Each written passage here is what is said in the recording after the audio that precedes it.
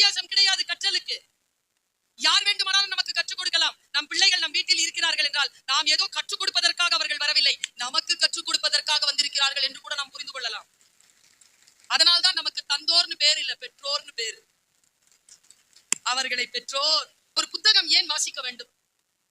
கவனம். ஒரு புத்தகத்தை வாசிக்கின்ற பொழுது புத்தகத்தை தவிர்த்து நீங்கள் வேறு எதுவும் செய்துவிட முடியாது. அந்த கவனம் உங்களுக்கு கிடைக்கும்.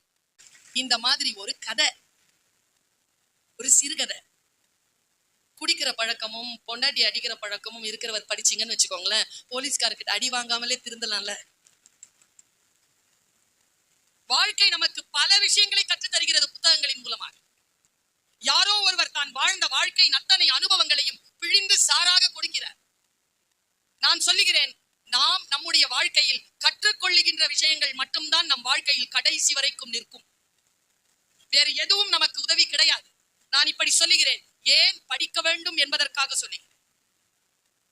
இப்ப நம்ம எல்லாரும் இருக்கிறோம்லப்பா, இங்க இந்த குட்டீஸ் எல்லாம் விட்டுடுங்க. நம்ம எல்லாரும் இருக்கிறோம்ல, நாம தான் பெரியவங்க பேச்சு கேட்ட கடைசி தலைமுறை.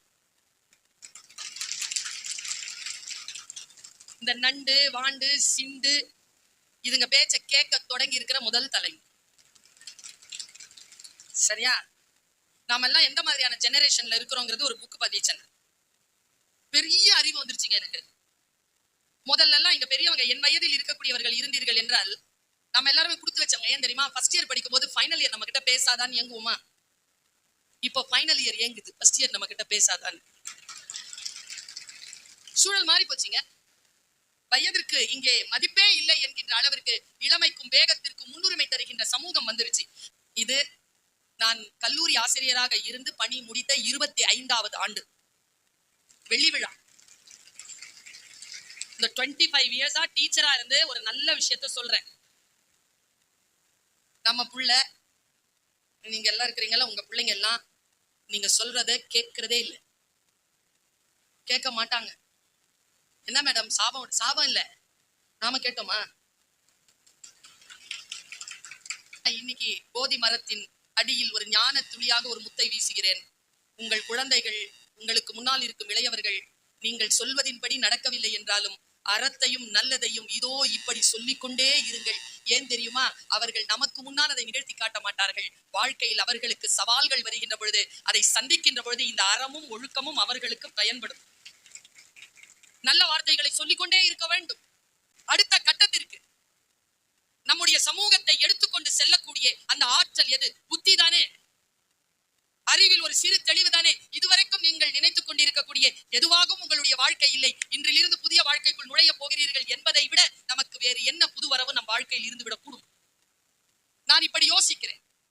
சமீபத்தில் நான் சில அழுத்தமான வாக்கு மூலங்களை என் பேச்சிலே தந்து கொண்டிருக்கிறேன். எங்கோ படித்ததெல்லாம் இல்லை, எங்கோ படித்ததை நம்பிவிட்டு நான் பேசவில்லை. படித்து நம்பியதற்கு பிறகுதான் நான் நம்பியது தவறு என்று நான் உணர்ந்திருக்கிறேன். நல்லா தெரிஞ்சுக்கோங்க, சின்ன குழந்தைகளுக்கு சொல்றேன். புத்தகத்தை கீழே போட்டீங்கன்னா காலில் பட்டுருச்சு, என்னப்பா பண்ணணும்?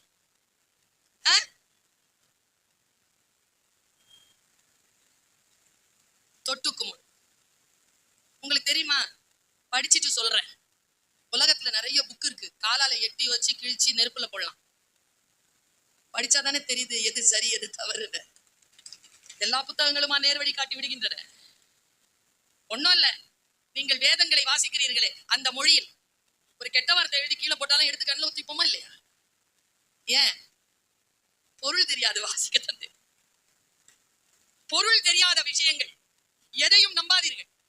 எல்லாவற்றையும் பகுத்து அறிந்து ஆராய்ந்து ஒரு விஷயத்தை அறிவு தெளிவுடன் செலுத்தக்கூடிய ஆற்றல் நமக்கு வர வேண்டும் என்பதற்காகத்தான் புத்தகங்கள் காத்திருக்கின்றன. வாசியுங்கள். முதலில் அது சரி என்று தோன்றும். அடுத்து சில விஷயங்களை வாசிக்கின்ற பொழுது இந்த விஷயங்களின் மீது விமர்சனம் ஒன்றை உங்களுக்கு விதைத்தால் நீங்கள் கவனத்துடன் இருக்கிறீர்கள் என்றால் அது விதை பொருளாகிறது. இல்லை என்றால் அது புதைக்குழியில். அது விதைக்குழியா புதைக்குழியா? ஒன்னும் தியானம் என்பது ரொம்ப பெரிய விஷயம்லாம் இல்ல. வேதாத்திரி மகரிஷி சொல்கிறார், சமைக்கின்ற பொழுது உப்பள்ளி போடுகின்றோமே, உப்பள்ளி போடுகின்ற பொழுது இருக்கக்கூடிய மனநிலைக்கு பேர் தான் தியான புள்ளி. வேற எங்கேயுமே செதறாத, அங்கே நிற்கும். செதறச்சுன்னா அளவு மாறிடும், ருசி மாறிடும். இந்த தியானம், இந்த தியானத்தோடு நாம் இருக்கிறோமா? கவனம். இந்த கவனத்தை எப்படி நான் விளக்குறது? நான் 25 வருஷமா டீச்சரா இருக்கிறேன்னு சொல்றேன்ல, அதுல ரொம்ப வெற்றிகரமான நான் பெருமைப்படுற ஒரு விஷயம் என்னன்னா, என் கிளாஸ்ல இது வரைக்கும் ஒண்ணு கூட ஃபெயில் ஆனது இல்ல. எல்லாம் பாஸ். தேர்ச்சி. நான் உங்களுக்கு என்ன பத்தி தெரியும், இந்த ஃபர்ஸ்ட் மார்க் வாங்குறதுல எல்லாம் எனக்கு உடன்பாடு இல்ல. அதுக்காக கடைசி பெஞ்ச் எல்லாம் கிடையாது. யாரெல்லாம் ஃபர்ஸ்ட் மார்க் வாங்குறாங்களோ அவங்களெல்லாம் ஜெயிக்கிற ஸ்ட்ராட்டஜி. ஃபர்ஸ்ட் மார்க் 98 எல்லாம் வாங்கக்கூடாது. 98 எதெல்லாம் வாங்குதோ அதெல்லாம் ஜெயிக்கணும். அவ்வளவுதான். அவுட்ஸ்டாண்டிங். அவுட்ஸ்டாண்டிங்கா வரதுக்கு நம்மள வளர்த்துக்கிட்டு போனா போதும். ப்ரோக்ரஸ். 98 92 வாங்கினாலும் அவதான் ஃபர்ஸ்ட் மார்க். ஆனா 32 வாங்கினா நான் 38 வாங்கினா அவளை விட நான் ஜெயிக்கிறேன்னு அர்த்தம்.